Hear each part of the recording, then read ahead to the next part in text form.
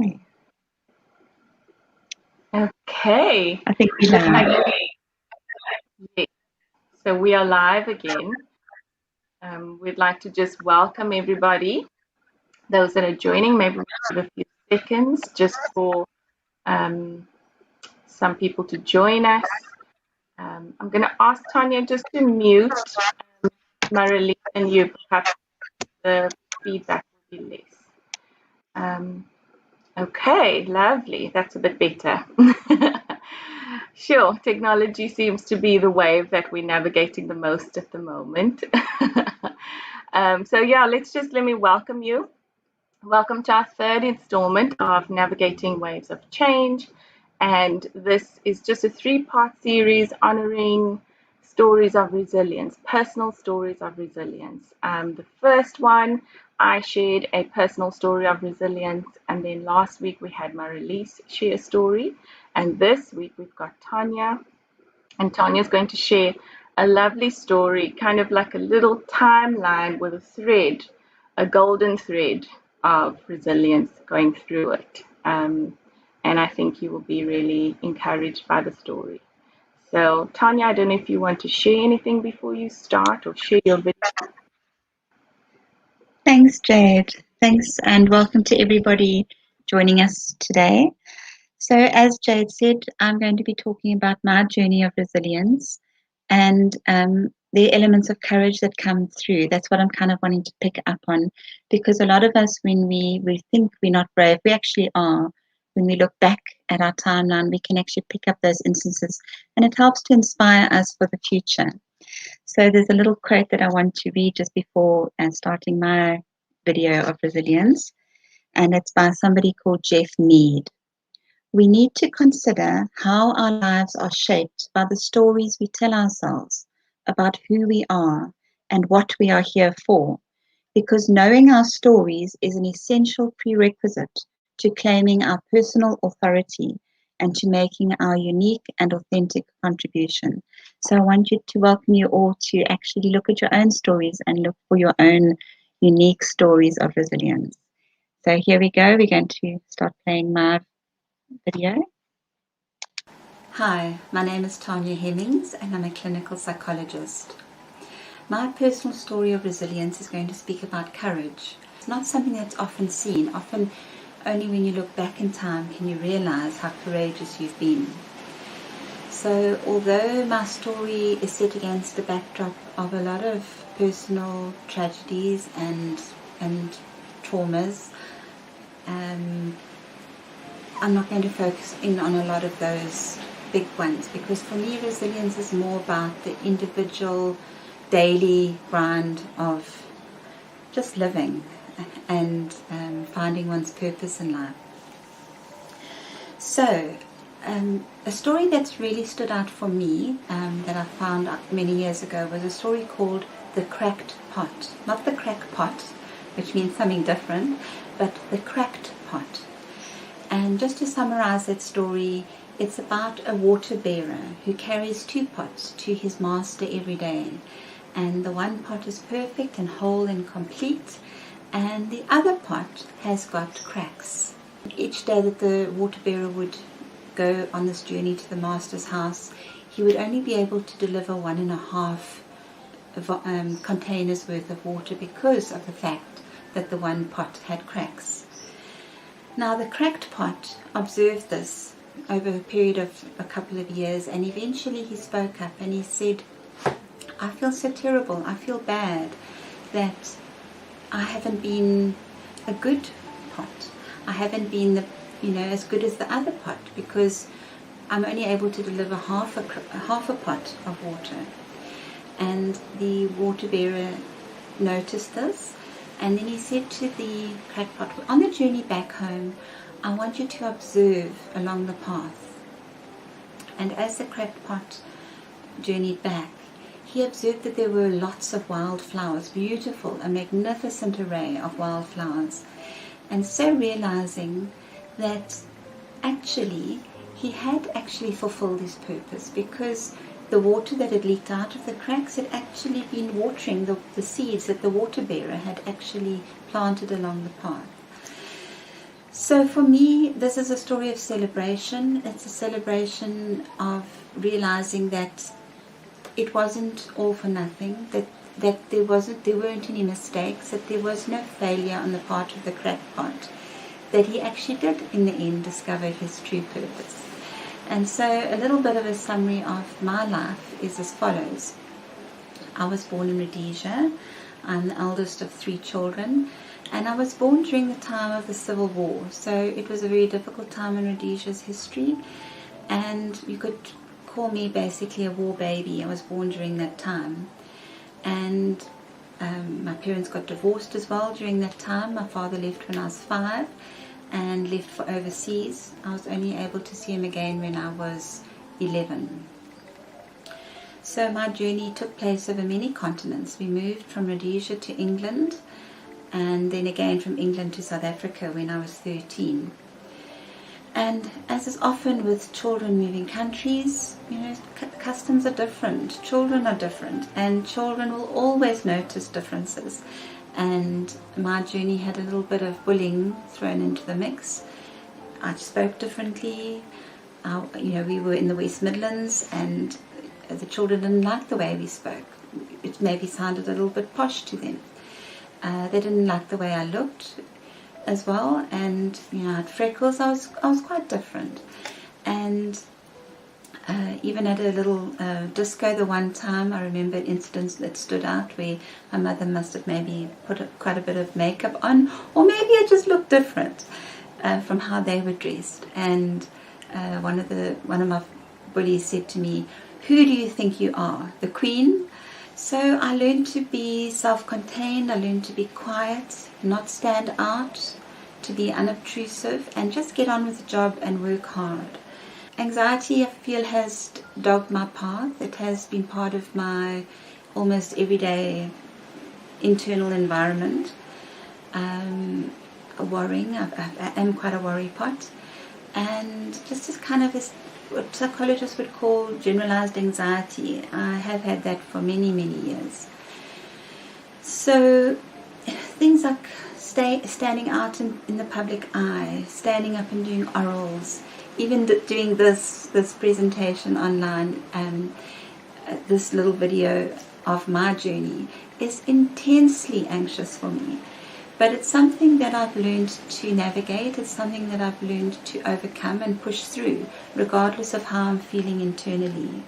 Other examples of social anxiety that came up that kind of cemented the anxiety for me was a sewing teacher in my kindergarten telling me that I was a baby elephant because I'd broken a needle. And little incidents like that kind of stand out, and they make you feel silly, foolish. We came to South Africa because my uncle, who'd been living with us in England, had returned to South Africa, and he sadly and very tragically was murdered in Johannesburg for going to the aid of a woman who was being domestically abused. He was shot several times. So our whole family uprooted once again and came to South Africa, where once again I tried to fit in, and I did do well. My ethic of work and just kind of buckling down and persevering did produce results.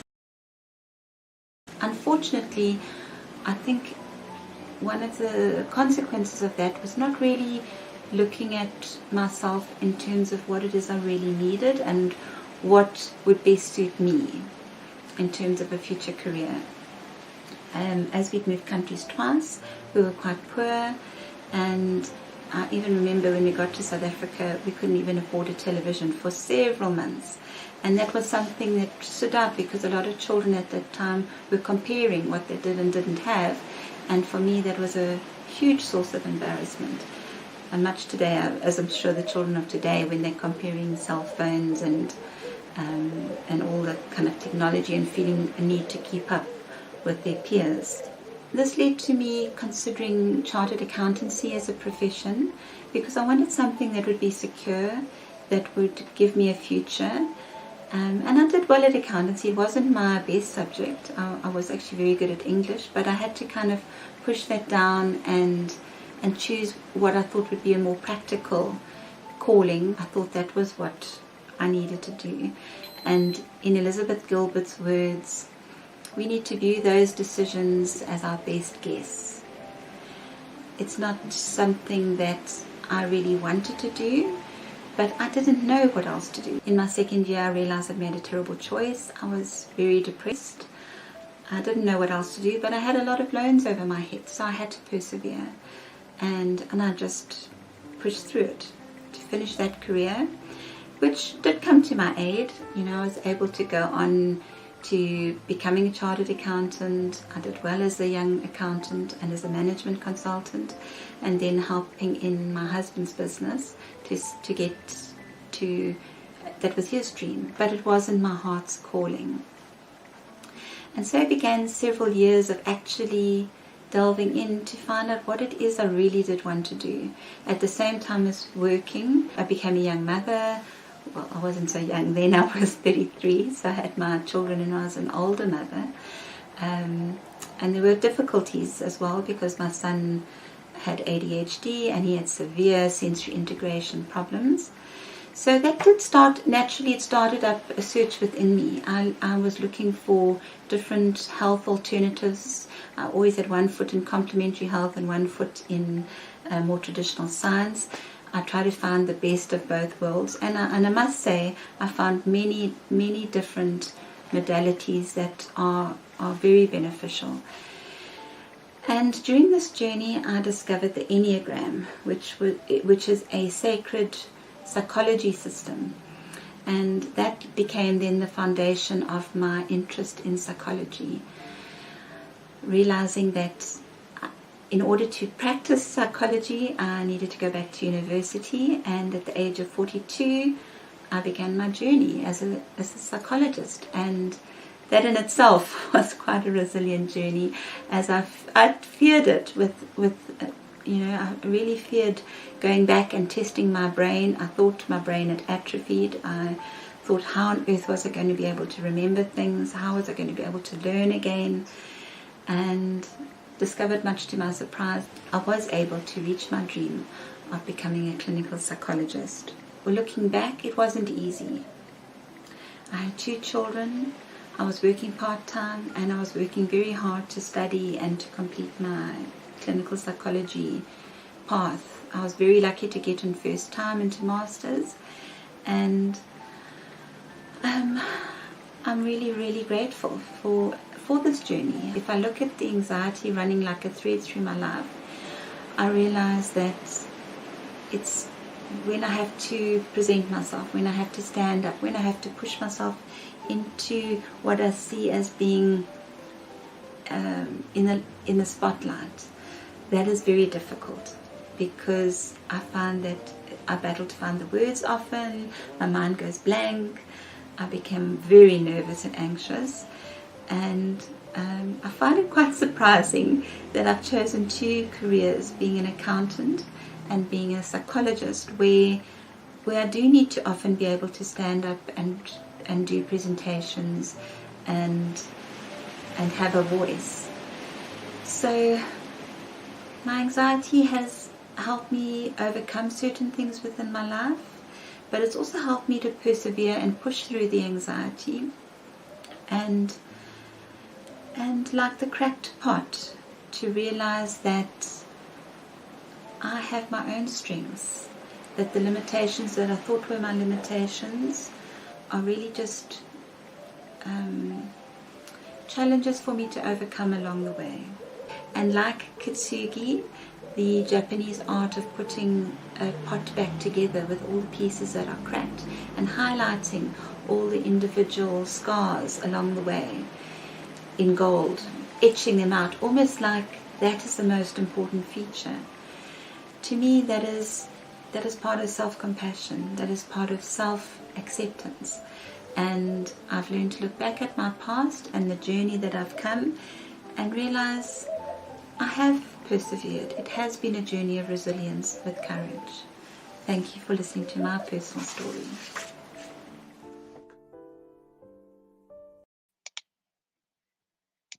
Hi, welcome back.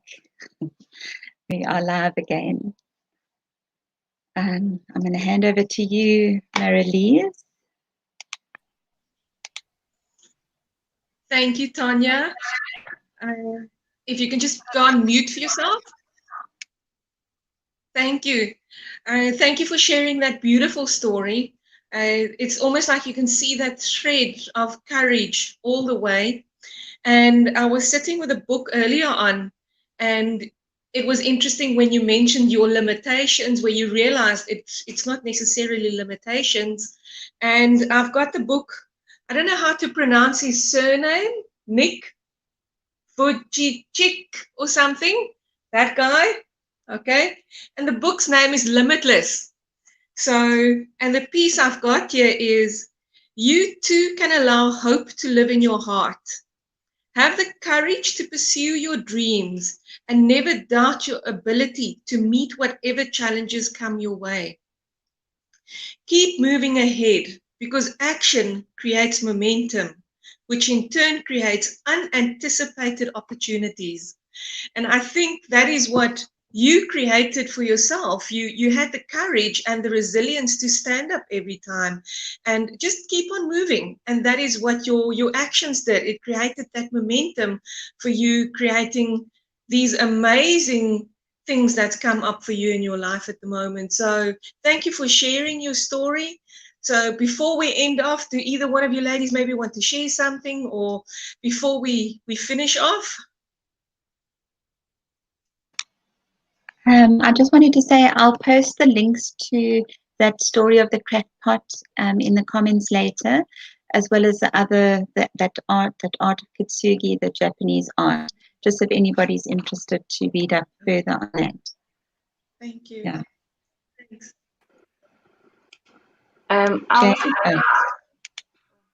Sorry, Jade. I was trying to unmute you. You're playing around with it. We have to be really resilient with this technology. So yeah, I just wanted to say a big thank you as well, Tanya, for sharing your story. I know it's not easy to share for all of us. We kind of opened ourselves up and to be a little bit vulnerable. And I guess, you know, taking cue from Brené Brown, that vulnerability is the greatest place of growth. So ourselves and also hoping to encourage others. And I really liked how you laid out your story, perhaps also showing there's a thread of anxiety, but that perhaps being the crack where there's a golden thread of courage at the same time. And once people see the imagery for the Japanese art and read the story, it really kind of comes alive. So thank you so much for sharing. Thanks, Jade. Thanks, Mary. Thank you, ladies. Thank you for everybody who's been commenting and who's joined us. Just a reminder, we will have our workshop on the 13th of March on how to navigate waves of change, building resilience. So please contact us if you feel you would like to get more information. And once again, have a lovely afternoon, and thank you for joining us. Bye. Thanks. Till next time. Till next time.